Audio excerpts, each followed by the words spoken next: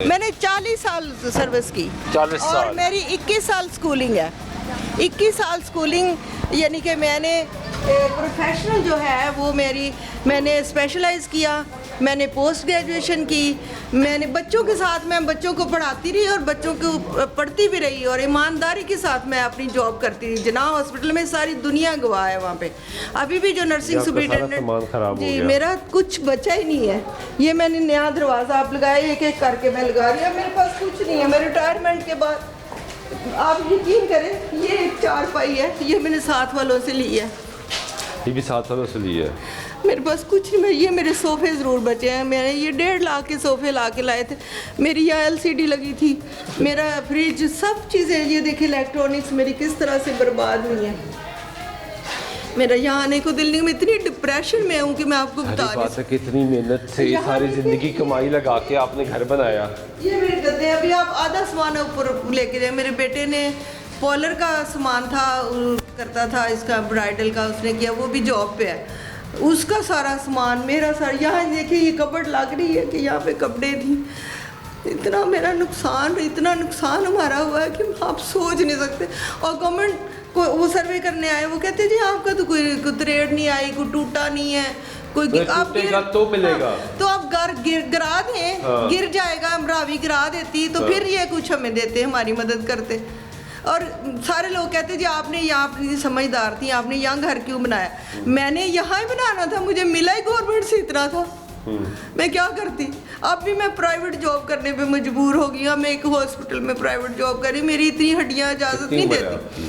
मेरी 62 years as. 60 में तो आप रिटायर हो गई। हाँ। अब दोबारा जॉब करनी पड़ रही है। अभी करनी पड़ रही है। ये घर कैसे फिर दोबारा रेनोवेट करूँ।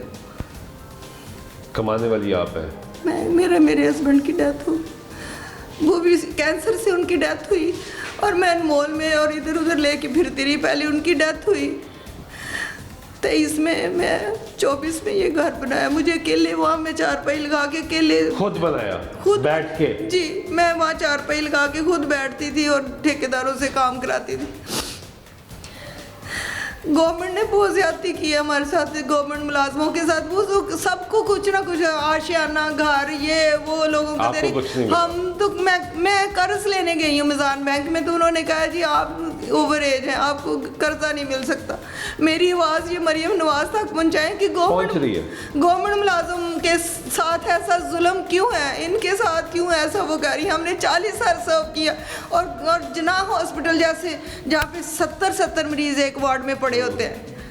और मैंने 21 साल मैंने स्पेशलाइज मैंने किया, फिर पोस्ट ग्रेजुएशन मैंने की 99, 98 to 2000 में। उसके बाद हमारे ऊपर आ गया जी आप पढ़ा नहीं सकते कि जी आप डिग्री होल्डर नहीं। फिर मैंने 55 साल की उम्र में डिग्री, मैंने पोस्ट ग्रेजुएशन के बाद मैंने पोस्ट RN किया यूनिवर्सिटी ऑफ हेल्थ साइंसेज। मैं एक एजुकेटेड प्रोफेशनल लेडी हूँ और मैंने इतना सब कि मैंने 15 साल पढ़ाया है नर्सिस को। मेरे हाथों की इतनी नर्सिस मेरी स्टूडेंट है, लेकिन कोई ऑन नहीं कर रहा, कुछ नहीं ऑन कर रहा। ये देखिए ये एक वो टीचर जो एक नर्सिंग को अपग्रेड करने, मोहसिन नकवी आया था हमारे, हम पायनियर हैं ये जनाह हॉस्पिटल जो हम पायनियर टीचर, मैं पायनियर टीचर हूँ जिन्होंने पोस्ट RN जो डिग्री प्रोग्राम है उसका हमने संगे बुनियाद रखा और हमने नर्सिस को पढ़ाया। ठीक है। तो ये उस मुझे वाकई अफसोस हुआ है। आप मेरी माँ जैसी हैं। हाँ। मुझे अफसोस हुआ है कि एक पढ़ी लिखी खातून जिसने सर्व किया हो, जिसने अपने पेशे के साथ ईमानदारी की हो और उसको अपना घर नहीं बना सकी, पहले भी नहीं बना सकी और